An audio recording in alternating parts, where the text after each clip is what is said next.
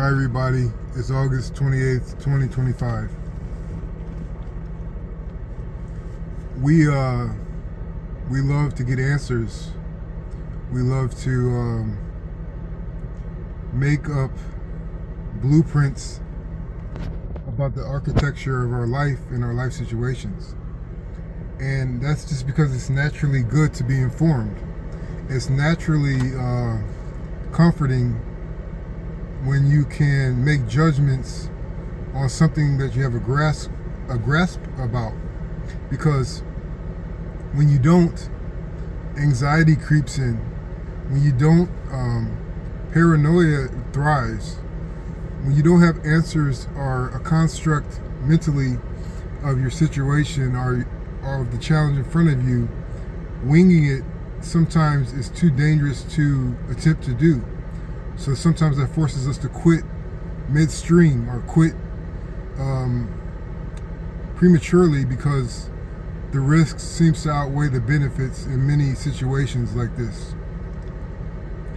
And that just brings up the point that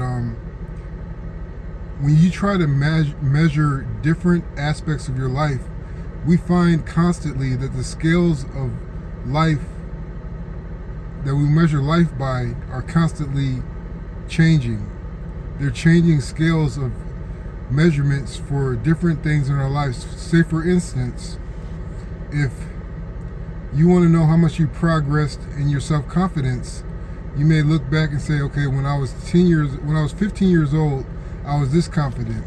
Now I'm 25, 10 years later, and I'm this confident. But the scales aren't the same because you had less responsibility when you were 15. Maybe maybe both of your parents were alive when you were 15, and now you're 25 and you're all on your own. So the scales of measurements change in different pigments of the color of the situation. So what do we do when the scales of life that we measure our life by are changing? What is the true measurement? What is the true picture of our lives in whatever aspects we are looking at? I think the first thing to do is to realize that sometimes measurement of your stance isn't necessarily the most important thing. Sometimes it's the vibe. Sometimes it's the feeling that comes attached with that aspect of your life that means more. Sometimes it's your faith in that aspect of life that means the most or means everything. So when you can't measure something in a term that you are looking for it to be measured by, it's a good skill to look elsewhere to determine the validity of the path you're on, or to determine whether you are going the right way in your aspirations by your relationships with people and yourself, maybe. Or maybe look at where your attention is drawn to most of the time. And that's pretty easy. All that basically takes is to observe yourself and see where your mind drifts to, it keeps on drifting to. And if it's negative or positive or neutral or whatever, or if it's a specific subject, or if it's a mood, or is a symptom of mental illness, that will tell you more than the measurement of how far you have gone or how much better you feel in general. So when measuring ourselves and taking account of ourselves, there are many ways to get around the moving scales that we often are given to make assumptions and assertions about our stage in life. And I could say it's almost cliche, but you really can't compare yourself to others, because this life that you are in is your life. I know that sounds obvious, but the point I'm trying to make is that your spiritual set of laws and constitution and your spiritual realm is specifically tailored to you.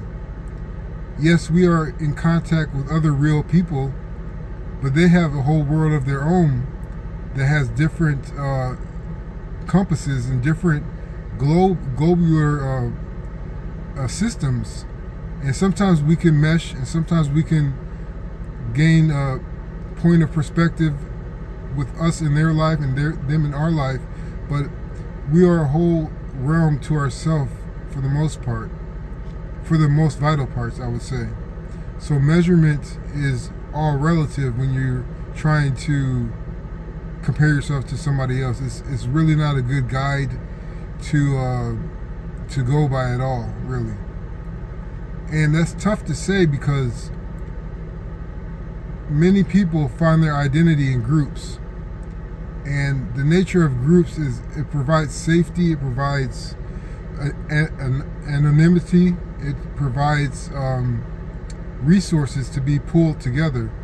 But our spirits are ours in our vessels alone. So being part of a group may seem secure, but often we have to think in terms of our own life force, of our own life mission.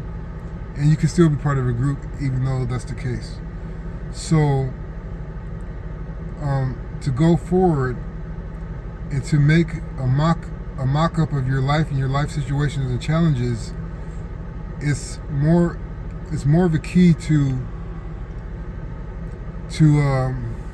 become aware of the spiritual winds that blow through your life. It becomes more beneficial to map out your own spirit and your own mind rather than mapping out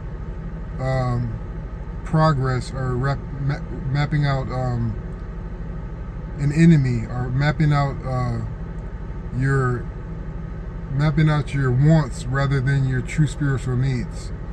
So, in other words, what is closest to you, what is closest to your spiritual eye, is most likely the most deep that you could go into, and it's the most telling, but it's hard to see because it's so close to you. So I hope this helps. Thanks.